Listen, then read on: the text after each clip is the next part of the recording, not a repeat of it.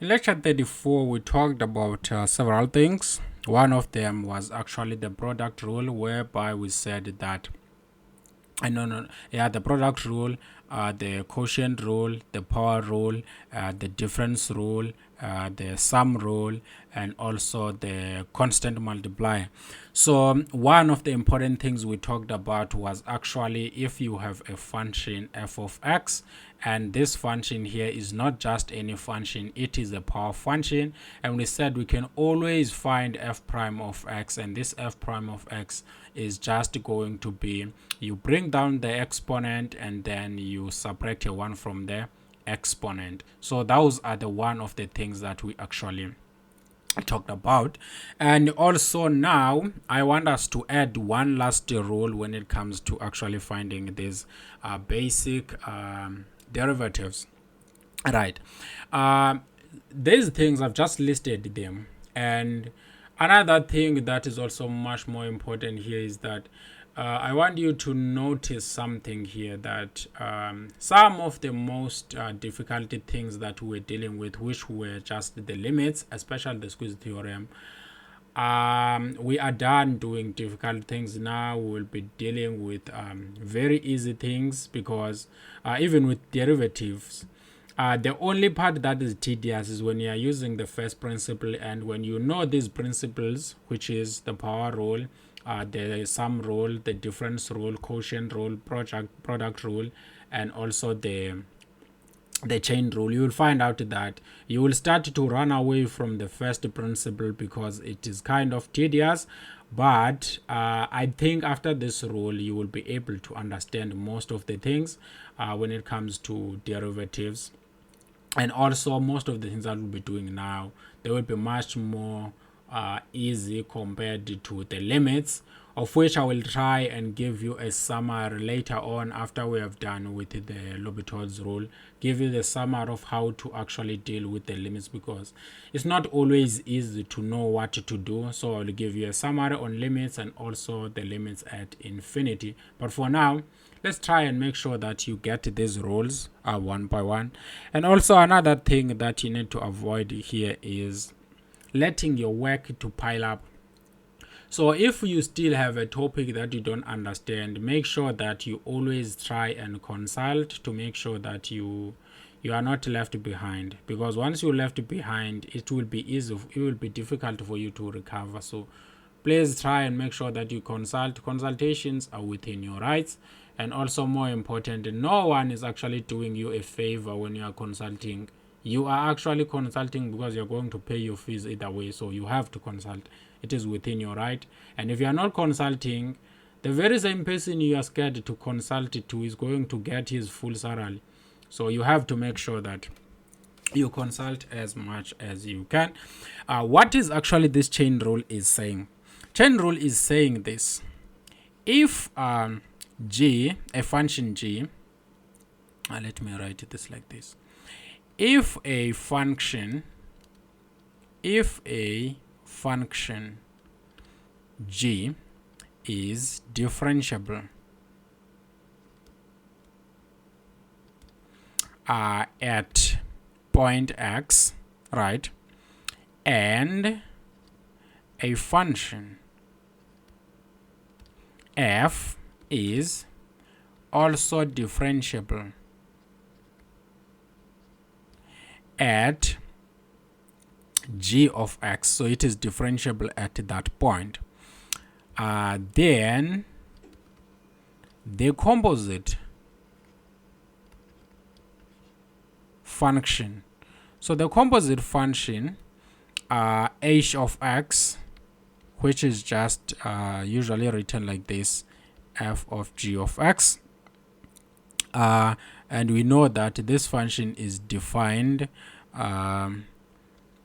it is defined by, we usually take x and we plug it inside this function, so we end up saying this composite function is same as f of g of x, right, is differentiable also. This function is also differentiable at x, and h prime of x is given by the product h prime of x is going to be f prime of g of x and then times g prime of x. So basically here we know that our h of x is just, we have f of x, and f of x is actually taking up numbers that are in the range of g of x. That is why when we're actually taking the derivative of this whole thing, we actually take the derivative of f with respect to the inside functions, because that inside function is the points, or the output of that function is actually the input of the outside function. So we have to take the derivative of that outside function with respect to the inside function, and then you multiply that by taking the derivative of the inside function now with respect to x. And let's rewrite this in Leibniz notation, because usually Leibniz notation is the one that can easily be understood. So in Leibniz notation, if y is just equal to f of u and u is equal to g of x, so basically what we are doing here, we are letting what that function, that inside function is, to be just some u, and then of course that's what this thing is saying, u is equal to g of x are both differentiable. They are both differentiable functions. Then the derivative of y with respect to x, can you see that y is f of u? So this one is going to be the same as, I'm going to take the derivative of y, but if you look at y, the independent variable is u. So when I'm taking the derivative of this, the only way to take the derivative of this whole thing is in terms of u. So I'm going to take the derivative with respect to u and then multiply that by the derivative of u. Remember that now, if you look at u has an independent variable x, so u is written in terms of x. So this one, we take the derivative with respect to x. Another way to look into this, if you were to think of this as an increment change, so you can see that I just decided to say this one here with respect to this, something like this, y divided by dx. This is the same as just saying that I'm going to just multiply this whole thing, dy dx, and then I multiply by du if these were increment change, and then I'm switching these two down there to be dy du times du dx. So there's something of that nature here, which means that the function that is sitting inside, we're gonna let it to be just one variable. So that's how we are actually going to deal with this whole thing here. Let us take some examples. Maybe it will be easy for us to understand what is going on with the chain rule. So I'm gonna give several examples here. These examples, let me start here. The first example is saying find f prime of x if f of x is just equal to the square root of x squared plus a 1. So I have an x squared plus a 1 here. One thing that I can tell you here is that this chain rule is not just a random rule. It's just there so that we can use the rules that we already know. We know that we can always deal with when we have f of x is equal to x raised to n. So when we have a power function, I can always deal with a function I can always find the derivative of that, and the derivative of that is always going to be n times x to the power n minus a 1. And even if, let's say, I have f of x and f of x is equal to the square root of x, all I need to do, I need to convert this to be x raised to 1 over a 2. So if you look into this particular function here, it looks like a function that I know, which is f of x is equal to the square root of x. But if you look inside here, I was supposed to have the square root of x, but in the value of x here, I have a whole function sitting in the value of x. So what do you do to use the chain rule? All you need to do here, you just say, let u to be equal to the function that is sitting inside here in the value of x. So what I'm going to say, my u is going to be x squared plus a 1. And then now my I have my u is equal to that, and my y, I am going to say my y is going to be f of u. So where there is actually the function here, I want to replace that whole function by a u. So I'm gonna let my y now to be something of this nature here. So I have the square root of u. So I replace that whole thing to be u, so that my u is equal to that. And more importantly, I know that this is the same as 1 over a 2. Now, how do we find this derivative now? So f prime of x is going to be the same as dy divided by du times du divided by dx.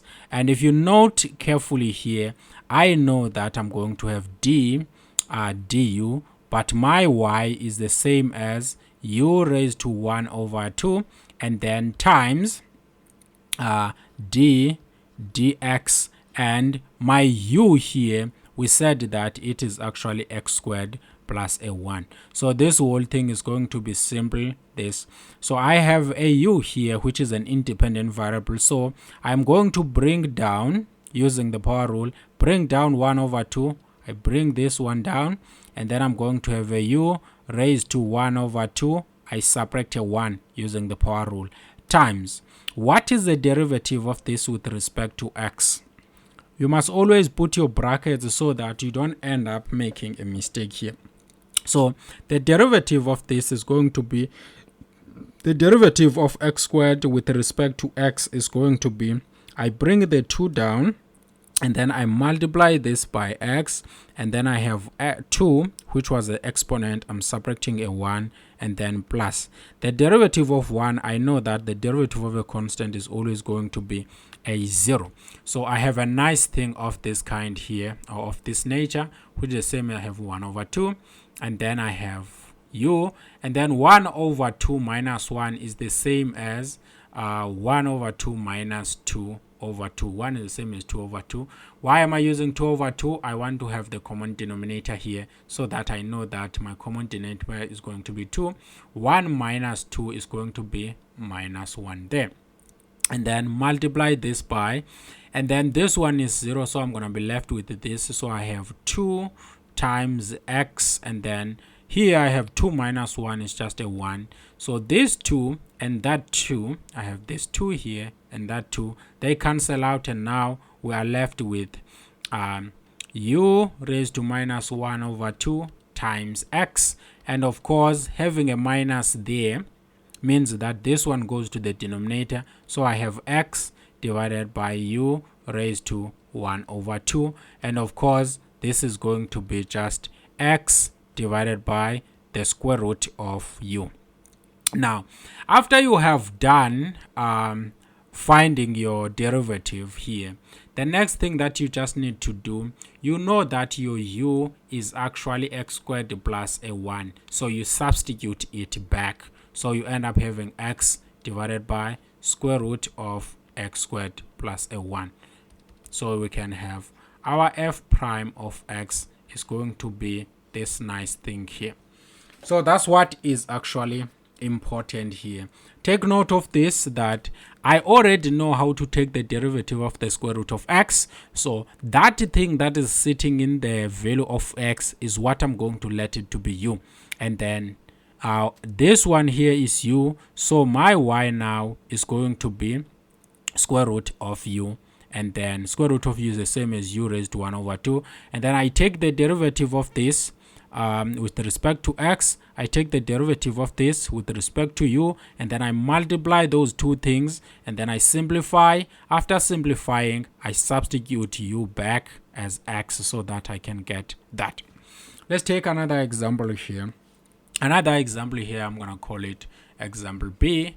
And this example B is saying, I want you to find f prime of x, right, if f of x is just equal to, I have x squared plus 1 all raised to 5. Now, if you wanted to find this whole thing here, take note of this, that you either have to expand this thing, multiply and multiply and multiply and multiply until you have a nice polynomial, and then you take the derivative of that. But this is going to be very tedious unless you can just say, I am going to say here that I know how to find. Remember that here I have something raised to 5. So that's what this thing is saying. Before, I had the square root of something. So I know how to take the square root of something because we have something of this kind. So that something here, square root of something, is what I was letting it to be a u.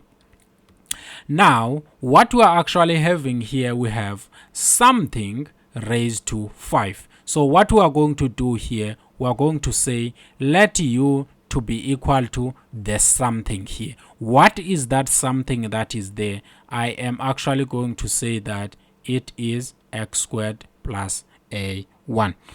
Take note of this whole thing here, that the reason I'm saying something raised to 5 is because I already know that a power function is always something raised to a constant. So if I have a constant here, I also know how to take the derivative of this. That is why I wanted to make this whole thing, if it is close to that, and make it to be of this type here. So I have, let u to be that something raised to 5, and then our y is going to be something raised to 5, and our something was u, so I'm going to have u raised to 5. So I'm replacing this whole thing by just a u. And then once I have that, I know now that what I'm actually looking for here, I'm looking for f prime of x, and f prime of x is just the same as dy dx, and dy dx is just the same as dy with respect to u times du with respect to x. And then if you look carefully into this nice thing here, it's very simple that I'm looking for du, but my y here is just u to the power 5, and then times d dx, and my u here is just going to be x squared plus a1. And if you continue here, you can see that I have a u. So when you're taking the derivative of a power function, you bring the exponent down, you multiply by that variable, and then you subtract 1 in the exponent. And then here you can see that this one here, because I have a difference, or I have a sum of two functions, this is a function on its own, this one is a function on its own, so I have to take the derivative of this first, and then take the derivative of that, and then I add them. The derivative of this with respect to x, this is a power function, I bring a 2 down, and then I multiply by the variable x, and then I'm subtracting a 1 from the exponent, plus what is the derivative of the constant is always going to be a 0 there. And then of course here I'm going to end up having a 5, and then I have a u. 5 minus 1 is going to be a 4, and then this whole thing here is going to be 2 times 2 times x raised to 2 minus 1 is just a 1. So this whole thing is going to be 5 times 2 is going to be 10. I'm going to have 10x times u raised to 4. And of course, now you go back and you substitute u, the value of u, and we know our u was x squared plus 1, because here we had u was x squared plus 1. So I want the function to be in this format here, and I can say therefore our f prime of x is just going to be 10x into x squared plus 1. You can simplify if you want to, or you can leave it like that. If you were to find maybe the second derivative of this, you had to end up simplifying so that it looks nicer, and you end up having 10x. So this one's supposed to be 10x cubed, and then here it's just going to be 10x, and then bam, you are done. We can take another example here. I don't think we have a reason not to. Let's take a little bit an example that's a little bit not that demanding. We're still gonna have more demanding examples as we go further. Find f prime of x if our capital letter F of x is equal to let me try and have a root again. I have x and then I have minus square root of x. Yeah, we did this function when we were dealing with domains and stuff. I think I just like this function either way. So now how do we end up dealing with this? One thing that I want you to realize here is that I have a root of something, and I know how to find the derivative of root of x, because this one is x raised to 1 over 2, and it is a power function. And a power function, to find its derivative, you bring an exponent down, you subtract a 1, and then you are good to go. So what we are going to do here, we are going to let our u is going to be that something that is inside. So I have a root here. Our u is going to be what is sitting inside there, which is just going to be x minus square root x, and we're gonna let our y to be equal to, I'm gonna replace this whole thing by u, so I'm going to have the square root of u, which is the same as u raised to 1 over 2, and then I take the derivative to find f prime of x. Of course, this is just dy dx, and my dy dx is the same as dy du times du dx.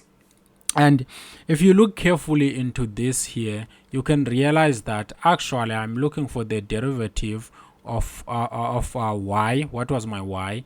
My y was just equal to u raised to 1 over 2 with respect to u times the derivative with respect to x of u, which was my u was the same as x minus square root of x, or x raised to 1 over 2.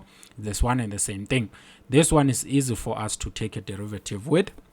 And then of course the derivative of this is very simple, because you bring the exponent down, you have your u, and then you subtract a 1 from that exponent, and then times, you open the brackets so that whatever you get here is inside these brackets, and you don't make a mistake when you're multiplying.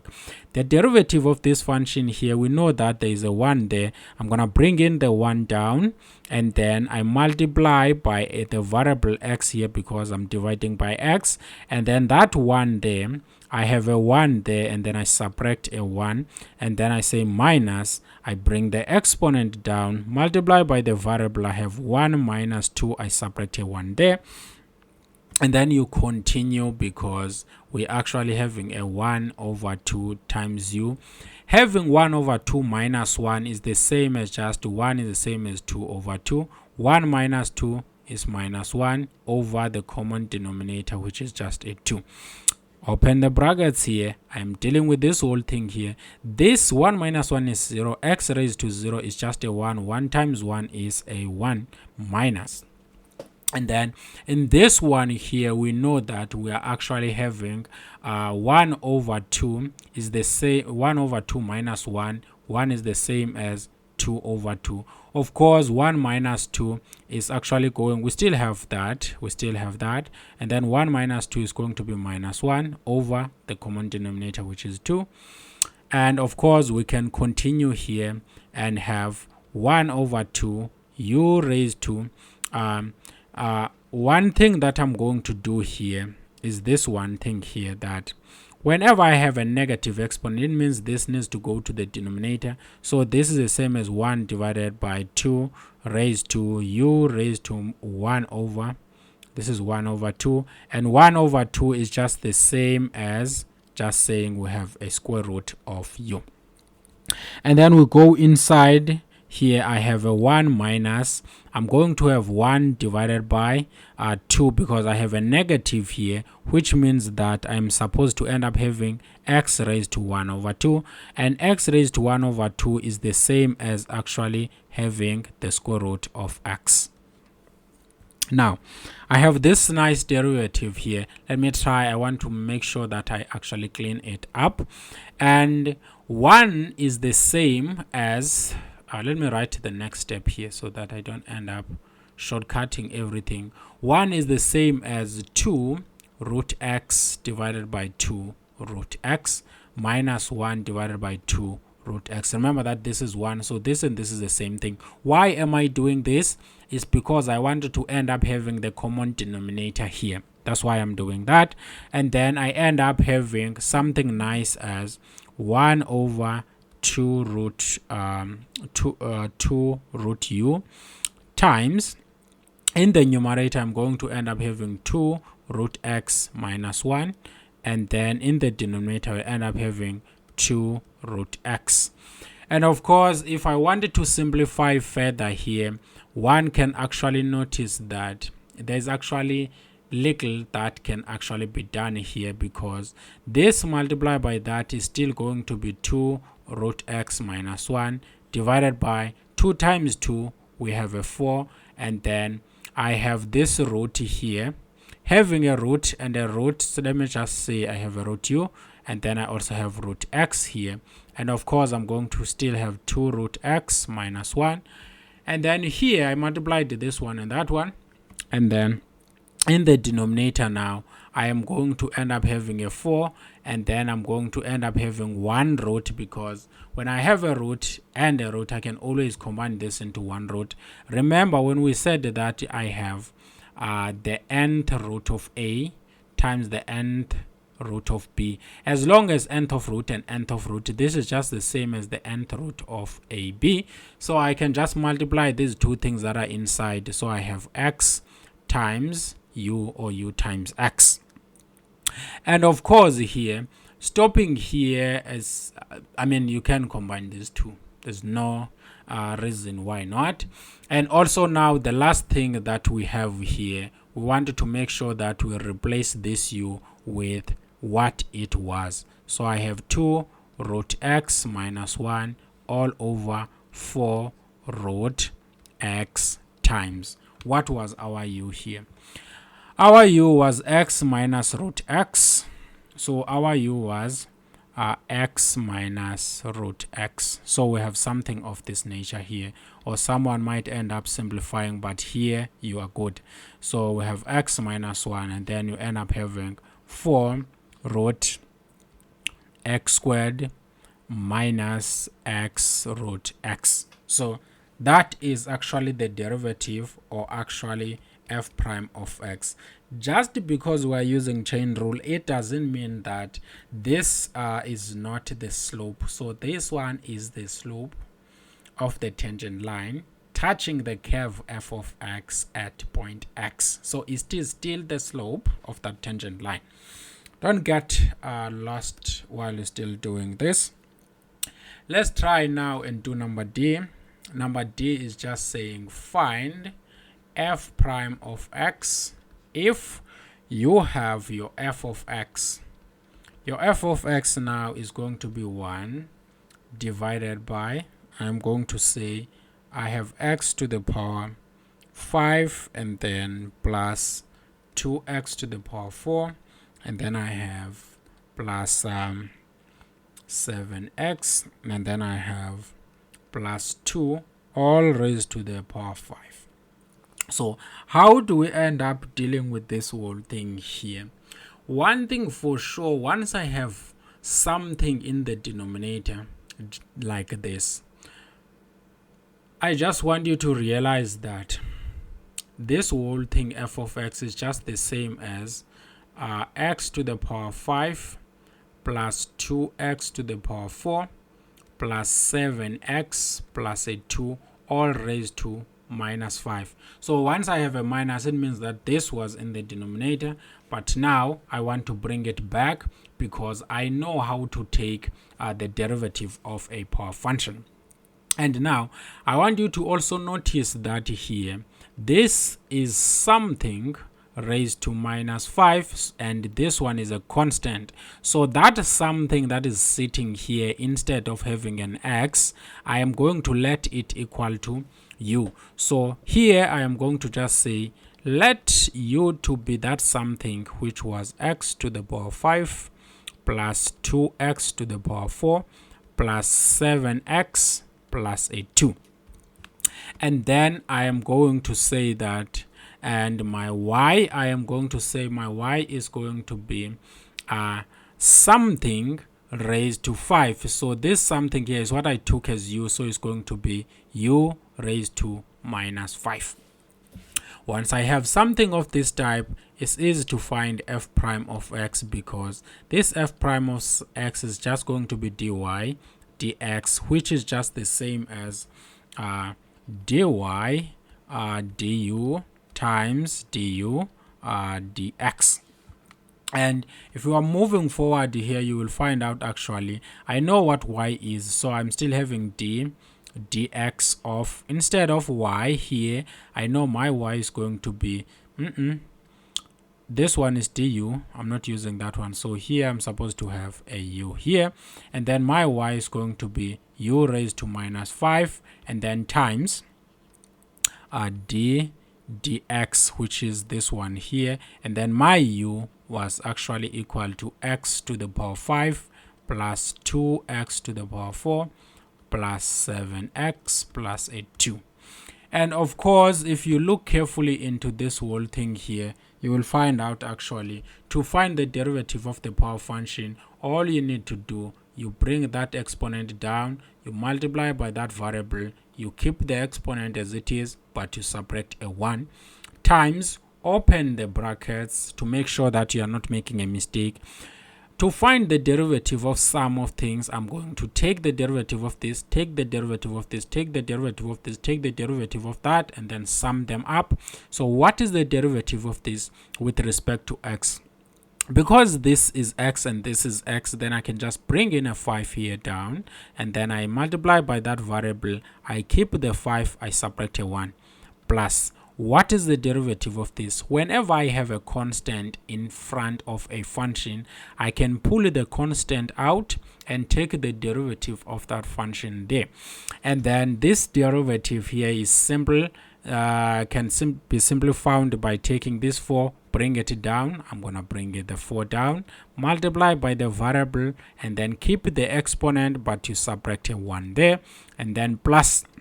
And then here I have a 1. Whenever I have a constant, I can always pull out the constant and then take the derivative of that function here. The derivative of this, because it's a power function, is saying bring the exponent down. I'm going to multiply by 1, and then after that I am going to actually multiply by the variable and keep the constant, the exponent, but subtract a 1, and then plus. What is the derivative of a constant is always going to be 0.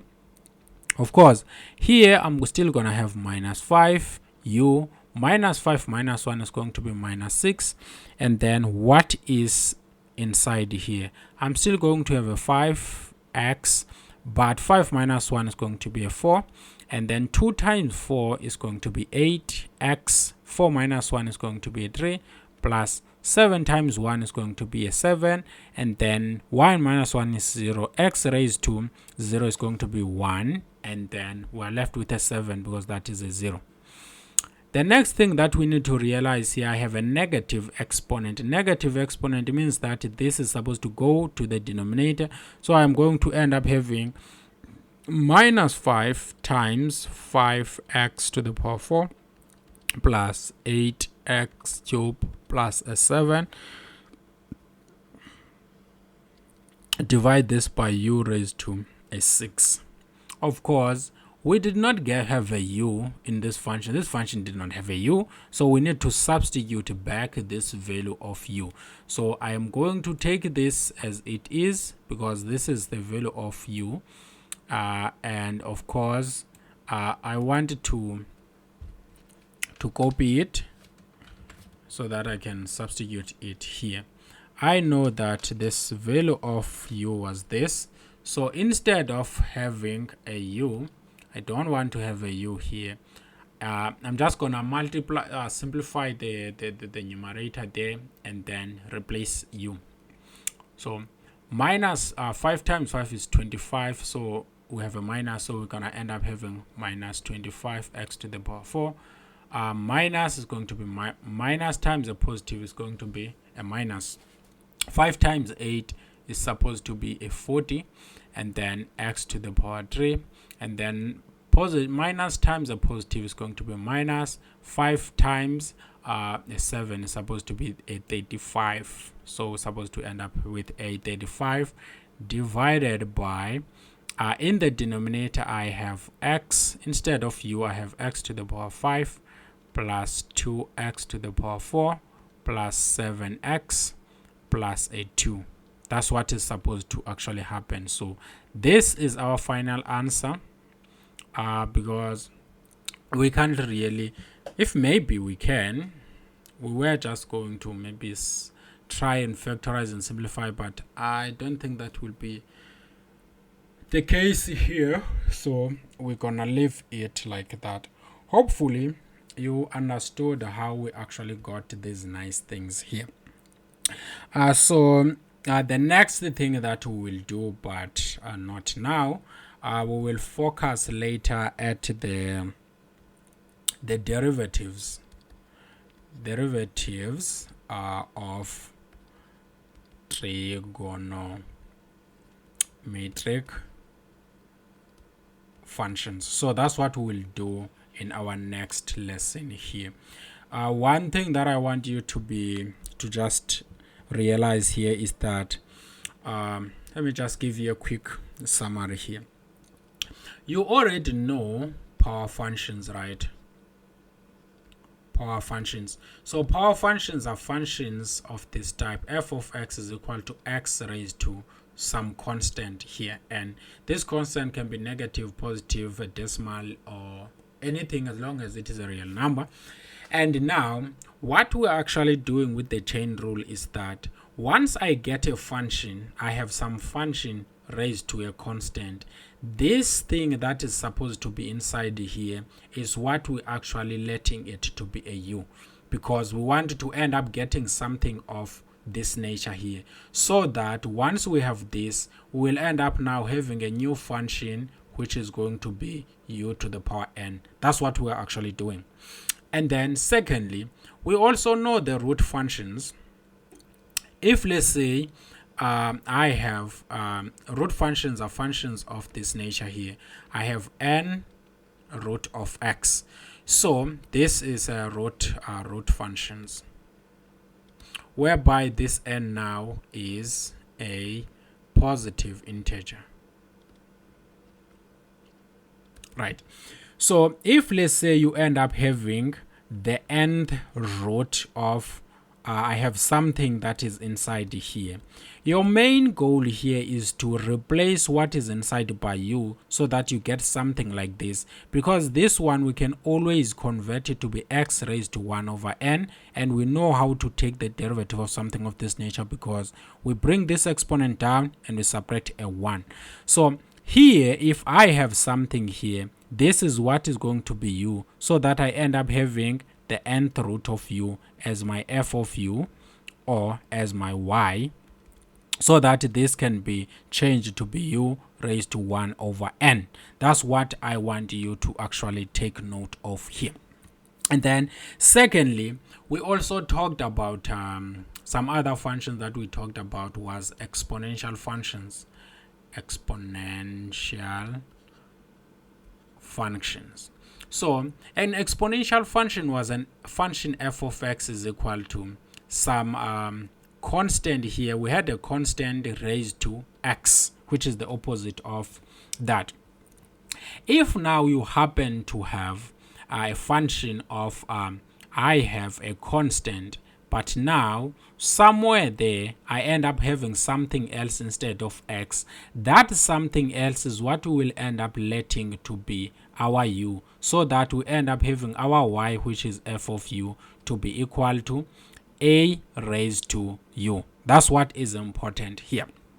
And then we will continue with this and also say that we also talked about trigonometric functions like sine of x. So if it happens that you end up having sine of, but instead of x I have something here, or I have another function that is sitting here, that thing that is sitting inside is the one that will let it to be u, so that our y, which is f of u, can be equal to sine of u.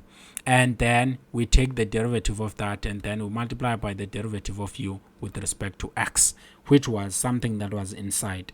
The same thing if you have cosine of x, we will know how to find the derivative of this. And of course, once you end up having cosine of a function here, a big function, that thing that is sitting inside is what we will end up calling our u, and then we find our, so that we can get our y to be equal to cosine of u. That's basically what we have been doing throughout. Even when we will be doing with a function of this nature here, logarithmic functions. We know that logarithmic functions are always functions of this type. I have my f of x, which is equal to log, I have some base here of x. Once you end up having a function of f of x, which is just equal to log of a, and instead of having x here, you had a big function that is sitting here. What is inside here is what we will let it, we'll let our u to be what is sitting inside, and then our y, which is equal to f of u, is just gonna be equal to log a of u, so that we end up having a function, this function of this type, and we will know how to find the derivative of a function of this type. So it will be easy for us to find the derivative of this type, and hopefully what is inside here will actually be easy for us to find its derivative. I am going to stop there, and in the next lesson I think we will be talking about derivatives of trigonometric functions. Thank you.